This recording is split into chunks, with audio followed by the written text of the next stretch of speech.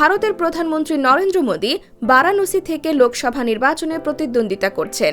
সেখান থেকে পাওয়া ভোট গণনার প্রাথমিক তথ্যে নরেন্দ্র মোদী বারাণসী কংগ্রেস প্রার্থী অজয় রায়ের থেকে 436 ভোটে এগিয়ে রয়েছেন।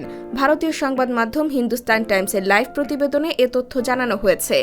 ভারতীয় সংবাদ মাধ্যম এনডিটিভির লাইভ আপডেট থেকে পাওয়া তথ্য অনুযায়ী বিজেপি নেতৃত্বাধীন এনডিএ জোট এগিয়ে রয়েছে 293টি আসনে, আর বিরোধী ইন্ডিয়া জোট এগিয়ে 220টি আসনে।